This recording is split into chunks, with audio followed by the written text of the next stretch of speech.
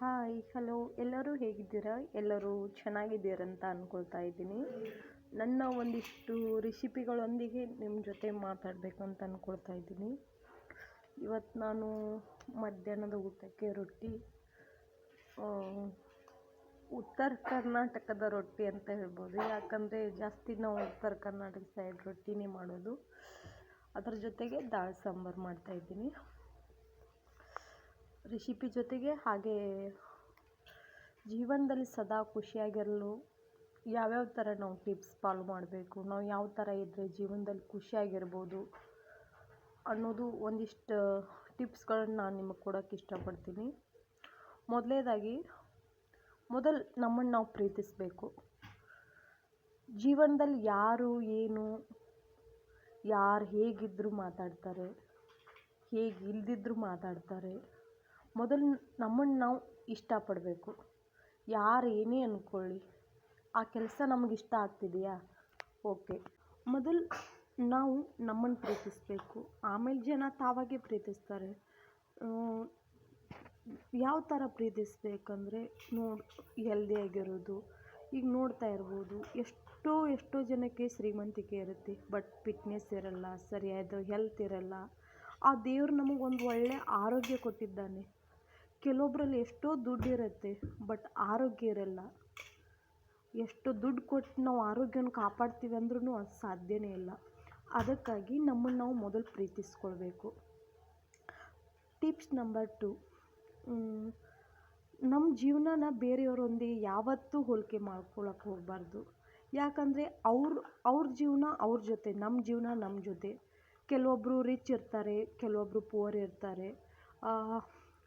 ಒಬ್ಬರು 1 ಮಂತಿಗೆ 30,000 ದುಡಿತಾರೆ, ಒಬ್ಬರು 20,000 ದುಡಿತಾರೆ. ಅವ್ರ ಕೆಪಾಸಿಟಿಯೇಬಲ್ ಅದು. ಒಬ್ಬರು ಗೌರ್ಮೆಂಟ್ ಜಾಬ್ ಇರುತ್ತೆ, ಒಬ್ಬರು ಪ್ರೈವೇಟ್ ಇರುತ್ತೆ. ಹಾಗಂತ ಅವ್ರ ಹತ್ರ ಕಾರ್ ಇದೆ, ನನ್ನ ಹತ್ರ ಇಲ್ಲ, ಹಾಗಂತ ಸಾಲ ಮಾಡಿ ತೊಗೊಳಕ್ಕಾಗಲ್ಲ ಅಲ್ವಾ. ಆಮೇಲೆ ಸಾಲ ಮಾಡೋಕ್ಕೆ ಹೋಗಿ ಶೋಕಿ ಮಾಡಿದರೆ ಅದು ಜೀವನ ಕಷ್ಟ ಆಗೋದು ನಮಗೆ. ಜೀವನ ಎಷ್ಟಿದೆಯಲ್ಲ ಅಷ್ಟರಲ್ಲೇ ನಾವು ಖುಷಿ ಕಾಣ್ಕೊಳ್ಬೇಕು. ಸಣ್ಣ ವಿಷಯದಲ್ಲೇ ನಾವು ಖುಷಿ ಕಾಣಬೇಕು. ಅವ್ರ ಹತ್ರ ಆದಿದೆ ಅವ್ರಿಗೆ ತೋರಿಸ್ಕೊಳ್ಳೋಕ್ಕೋಸ್ಕರ ನಾವು ಏನಾದರೂ ಸಾಲ ಮಾಡಿ ತಗೋದ್ರೆ ಕಷ್ಟ ಆಗೋದು ಆಮೇಲೆ ನಮಗೆ ಅಂತ ಹೇಳ್ಕೊಬೋದು. ಆಲ್ಮೋಸ್ಟ್ ಬೇರೆಯವರೊಂದಿಗೆ ಯಾವುದೇ ಥರದ ಹೋಲಿಕೆಯನ್ನು ಮಾಡ್ಕೊಳ್ಳೋಕ್ಕೆ ಹೋಗಬಾರ್ದು.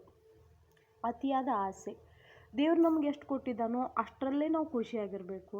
ಹೌದಪ್ಪ, ಇವತ್ತು ನೋಡಬೇಕಂದ್ರೆ ಇವತ್ತು ಒಂದು ಒಳ್ಳೆಯ ಫ್ಯಾಮ್ಲಿ ಇದೆಯಾ, ನನ್ನ ಮಕ್ಕಳು ಚೆನ್ನಾಗಿದ್ದಾರಾ, ನಾನು ಚೆನ್ನಾಗಿದ್ದೀನಾ, ನನ್ನ ಹೆಂಡತಿ ನನ್ನ ಜೊತೆ ಚೆನ್ನಾಗಿದ್ದಾಳ, ಆಯ್ತಪ್ಪ.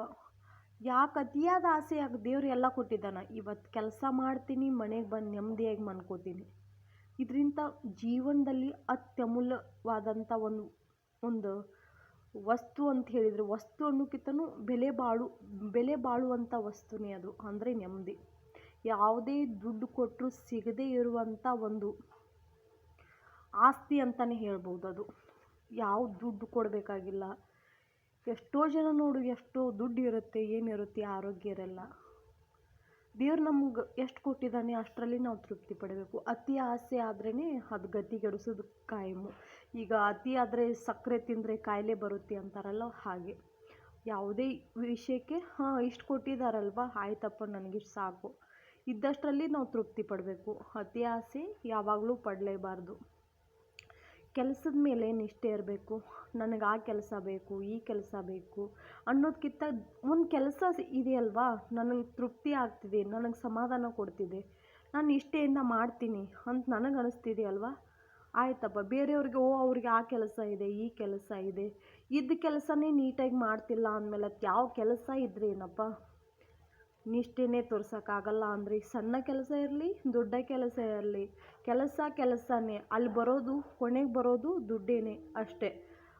ಅದನ್ನು ಬಿಟ್ಟರೆ ಅವ್ರಿಗೆ ಆ ಕೆಲಸ, ಇವ್ರಿಗೆ ಕೆಲಸದಲ್ಲಿ ಕೆಲಸ ಒಂದೇ, ಬಟ್ ಎಲ್ಲರೂ ಕೆಲಸ ಅಂದಮೇಲೆ ಟೈಮ್ ಕೊಡಲೇಬೇಕು. ಎಷ್ಟು ದೊಡ್ಡ ವ್ಯಕ್ತಿ ಆದರೂ ಸಹ, ಸಣ್ಣ ವ್ಯಕ್ತಿ ಆದರೂ ಸಹ, ಅವ್ರದ್ದು ಹಾಗೆ ಇವ್ರದ್ದು ಹೀಗೆ ಅನ್ನೋಕ್ಕಿಂತ ನಮ್ಮ ಕೆಲಸ ಏನಿದೆಯಲ್ಲ ನಾವು ನಿಷ್ಠೆಯಿಂದ ಮಾಡಬೇಕು. ಬೇರೆಯವ್ರಿಗೆ ಕಂಪೇರ್ ಮಾಡ್ಕೊಂಡು ಅವ್ರದ್ದೆಲ್ಲ ಗೌರ್ಮೆಂಟ್ ಜಾಬು, ನಮ್ಮದು ಪ್ರೈವೇಟ್ ಜಾಬು, ನಮ್ಮದು 10,000 ರೂಪಾಯಿ ಸಂಬಳ, ಅವ್ರದ್ದು 20,000 ರೂಪಾಯಿ ಸಂಬಳ ಅನ್ನೋಕ್ಕಿಂತ ನಿಷ್ಠೆಯಿಂದ, ಒಂದು ಚಾಣಾಕ್ಷತನದಿಂದ, ಒಂದು ಪ್ರೀತಿಯಿಂದ ಕೆಲಸ ಮಾಡಿದರೆ ಎಲ್ಲ ಕೆಲಸವೂ ಸುಲಭ ಅಂತ ಹೇಳ್ಬೋದು. ಇನ್ನು ಲಾಸ್ಟ್ ಟಿಪ್ಸ್ ಬಂದು ಕಳೆದು ಹೋದ ದಿನಗಳು. ದಿನ ಕಳೀತವೆ, ಹೊಸ ದಿನಗಳು ಬರ್ತವೆ, ಹೊಸ ಜನರು ಬರ್ತಾರೆ, ಹೊಸ ಅನುಭವಗಳು ಕೊಡ್ತಾರೆ. ಪ್ರತಿಯೊಬ್ಬರು ಈ ಲೈಫ್ ಅನ್ನೋದು ಒಂದು ಟ್ರೈನ್ ಥರ, ಹಾಗೆ ಹೋಗ್ತಾ ಇರ್ತಾರೆ, ಹಾಗೆ ಜನ ಬರ್ತಾ ಇರ್ತಾರೆ, ಹಾಗೆ ಪರಿಚಯ ಆಗ್ತಾರೆ, ಹಾಗೆ ಹೋಗ್ತಾರೆ. ಕೆಲವೊಬ್ಬರು ಪರಿಚಯ ಆಗ್ತಾರೆ, ಕೆಲವೊಬ್ಬರು ಒಂದಿಷ್ಟು ಅನುಭವಗಳ ಕೊಡ್ತಾರೆ, ಅವರಿಂದ ಎಷ್ಟೋ ಕಷ್ಟಗಳಾಗುತ್ತೆ. ಕಳೆದು ಹೋದ ಒಂದೊಂದಿಷ್ಟು ಟೈಮ್ಗಳಲ್ಲಿ ಒಂದೊಂದಿಷ್ಟು ಕೆಟ್ಟ ದಿನಗಳಂತ ಇರುತ್ತೆ. ಜೀವನದಲ್ಲಿ ಕೆಟ್ಟ ದಿನಗಳು ಅಂತ ಹೇಗಿರುತ್ತೆ, ಮನುಷ್ಯನ ಮೂಲ ಸ್ವಭಾವ, ಅದು ತಪ್ಪು ಅನ್ನೋದು ಮೂಲ ಸ್ವಭಾವ. ಹಾಗೆ ಸ್ವಭಾವ ಅಂತ ನಾವು ಏನು ಅಂದ್ಕೊಳ್ತೀವೋ ಬದಲಾವಣೆ ಜಗದ ನಿಯಮ. ಬದಲಾಗ್ತಾ ಇರಬೇಕು, ಎಲ್ಲವೂ ಬದಲಾಗುತ್ತೆ. ಈ ಪ್ರಕೃತಿನೇ ಬದಲಾಗುತ್ತೆ, ಹಾಗಂತ ಏನು ಮನುಷ್ಯನ ಬದಲಾಗದೆ ಇರ್ತಾನ? ಹಾಗೆ ಬದಲಾಗ್ತಾ ಇರಬೇಕು, ನಮ್ಮನ್ನು ನಾವು ಇಷ್ಟಪಟ್ಕೊಳ್ಬೇಕು. ಜೀವನದಲ್ಲಿ ಒಂದಿಷ್ಟು ಕೆಟ್ಟ ಸಮಯಗಳು ಬಂದು ಹೋಗಿದೆ ಅಂತ ಪ್ರತಿದಿನ ಅದಕ್ಕೆ ಕೊರಕೋತ ಕುಂದಿರಬಾರ್ದು. ಖುಷಿಯಾಗಿರಿ. ಬಾಯ್.